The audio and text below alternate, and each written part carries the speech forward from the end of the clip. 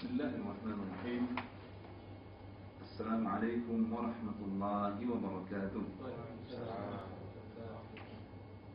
Alhamdulillahi rabbil alamin. Wassalatu wassalamu ala afdalil makhluqin, asyrafil mursalin, nabiyyina wa habibina Muhammadin sallallahu alaihi wasallam wa ala alihi wa sahbihi wa atba'ihi ajma'in. Rabbi shrah li sadri wa yassir li amri wahlul 'uqdatam min lisani yafqahu qawli wa ba'd.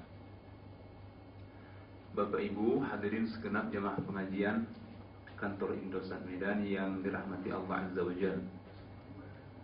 Alhamdulillah, pada pembahasan kita tentang Kitabul Janaiz, khususnya yang berkaitan dengan bab dafnil mayyit, pembahasan tentang penguburan mayit yang sesuai dengan sunnah Rasulullah SAW, terakhir terhenti kemarin sampai pada satu catatan penting, bahwa para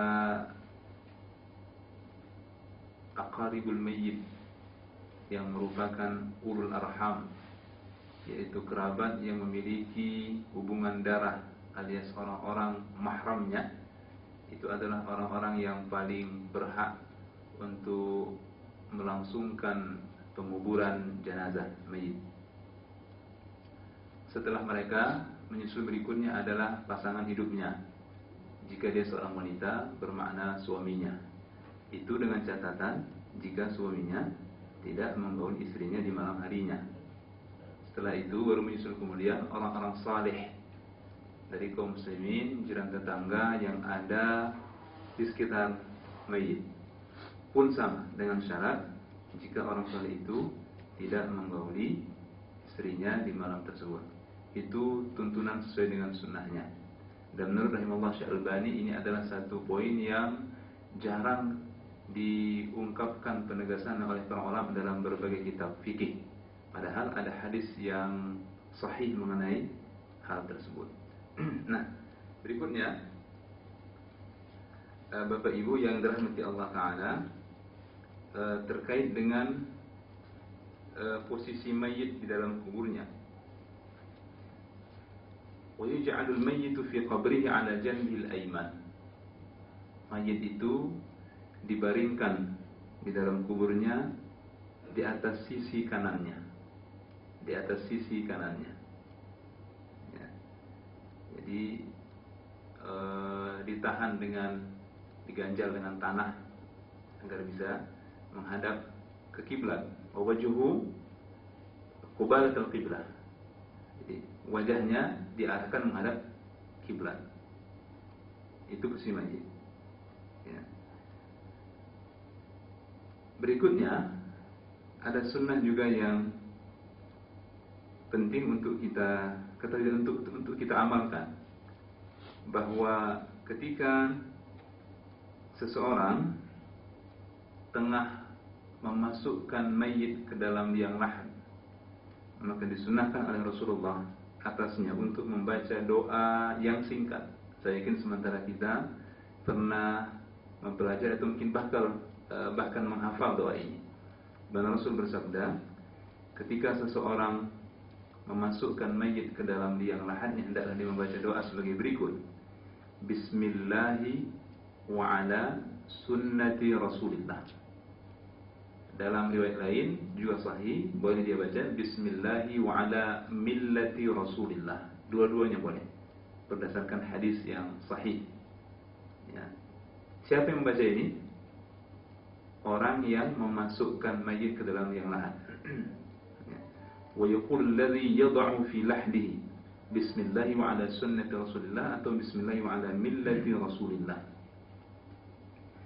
Poin seterusnya, wa yustahabbu liman 'inda al-qabri an yahsu min at-turab thalatha hasawat bi yadayhi jami'an ba'da al-faraghi min sadd al-lahdi. Mustahab alias dianjurkan atau sunnah, ya, bagi orang yang berada di sisi kubur mayit yang baru saja dikuburkan, dimasukkan ke dalam liang lahatnya, dan setelah ditutup kembali lubang kuburnya, untuk menaburkan 3 taburan tanah Sunnah itu 3 taburan tanah. Di sini Al-Albani mengatakan biyadaihi, dengan kedua tangannya berarti. Kemana? Ke bagian kepala mayit yang sudah ditimbun, ya, ke bagian kepala mayit. Ya, wa yustahabbu liman 'inda al-qabri an yahsuwa min at-turabi thalath hasawatin biyadaihi jami'an ba'da al-faragh min sadd al-lahdi. Jadi katanya setelah ditutup lahatnya, ya, 3 kali taburan tanah, ya, di sisi kepala. Mana dalilnya? Dari hadis Abu Hurairah radhiyallahu anhu, dia berkata, "Anna Rasulullah sallallahu alaihi wasallam shalla ala janazatin." Kata Abu Hurairah, Rasulullah pada satu riwayat disebutkan salat atas satu jenazah. Summa atal mayyita, kemudian Rasul menghadiri mayit tadi dan menaburkan di atasnya min qibali ra'si salasan, dari sisi kepalanya sebanyak 3 kali taburan tanah atau debu. Ya, itu sunnah. Nah, tanpa ada doanya, ada ucapan. Tanpa ada ucapan apa-apa. Ada sementara Tuan Guru yang mengajarkan kepada kita untuk membaca dalam 3 kali taburan tanah doa sebagai berikut. Kutipan dari Al-Quran, A'udzubillahi minasyaitonir rajim, minha khalaqnakum, kan taburan pertama, ya, dari tanahlah kalian kami ciptakan, itu artinya. Taburan kedua, wa fiha nu'idukum, dan kepada tanah pula kalian akan kami kembalikan.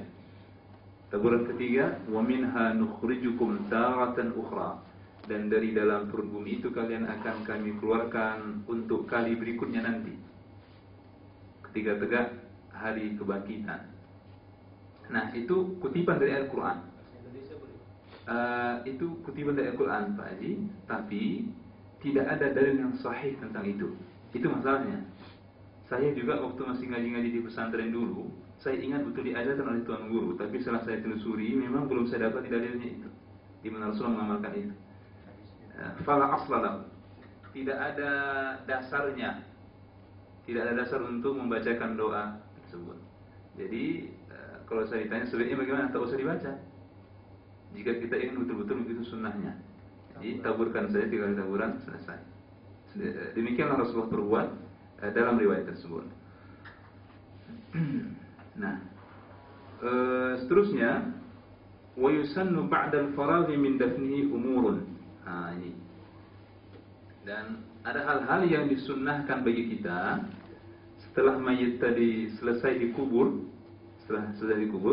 hal-hal sebagai berikut. Yang pertama, an yurfa'al qabru 'anil ardi qalilan nahwu shibrin. Hendaklah diangkat gundukan tanah yang menutupi kubur yang baru saja mayit tadi dikubur di dalamnya, nahwu shibrin, sekedar 1 jengkal dari permukaan tanah, sekedar 1 jengkal, nahwu shibrin saja, enggak lebih dari itu. Wala yusawwiya bil ardi, dan jangan disamakan dengan permukaan tanah, jangan diinjak sampai rata betul, enggak, biarkan dia sekedar 1 jengkal.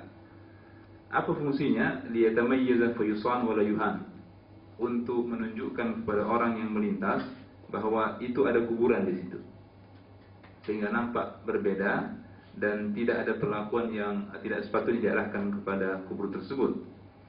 Dan ini sesuai dengan sunnah Rasulullah, berdasarkan hadis Jabir radhiyallahu anhu, katanya, anna Nabiy sallallahu alaihi wasallam ulhida lahu lahdun, bahwa Rasulullah ketika wafat dibuatkan lahadnya, wa nasaba alaihi libna nasban, kemudian ditaruhkan al-libna itu bisa diartikan layaknya batu bata, ya, artinya batu yang digunakan sebagai dinding bangunan. Batu bata di atas makamnya ditaruh, sekadar tanda saja, bukan dibina dia. Wa rafa'a qabrahu min al-ardi nahwan min shibrin, dan kata Jabir, diangkat permukaan